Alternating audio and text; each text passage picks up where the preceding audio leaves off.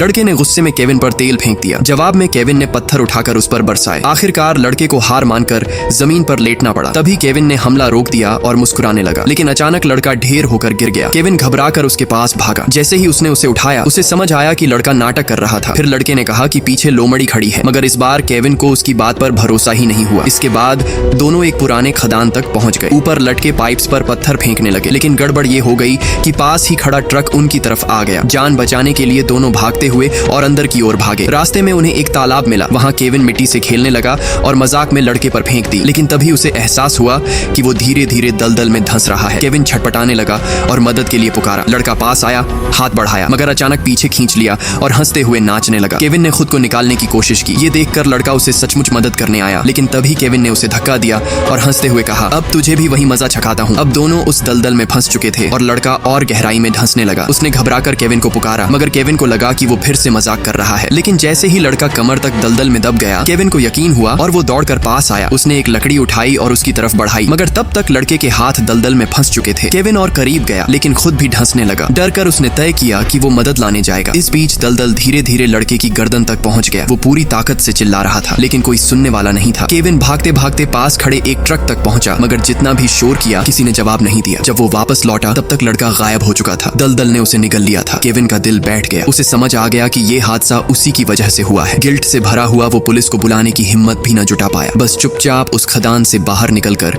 सड़क पर चलने लगा। तभी एक गाड़ी उसके पास रुकी। उसमें बैठी एक दयालु औरत ने उसे लिफ्ट देने की पेशकश की। केविन चुप रहा तो औरत ने उसे दिलासा देने की कोशिश की। अचानक गाड़ी झटके से रुक गई, जैसे किसी चीज से टकरा गई हो। औरत बाहर उतरकर देखने लगी। केविन ने धीरे से सिर घुमाया और सामने एक लोमड़ी दिखी। अब उसे समझ आया कि उसका दोस्त मजाक नहीं कर रहा था। वहां सचमुच एक लोमड़ी थी। ये देखकर केविन फूट फूट कर रो पड़ा। दोस्त की मौत उसकी जिंदगी का ऐसा जख्म बन गई जो कभी नहीं भरेगा। ये किस्सा हमें याद दिलाता है, अगर झूठ बार बार बोलो तो असली सच पर भी कोई भरोसा नहीं करता। इसलिए कभी झूठ मत बोलो।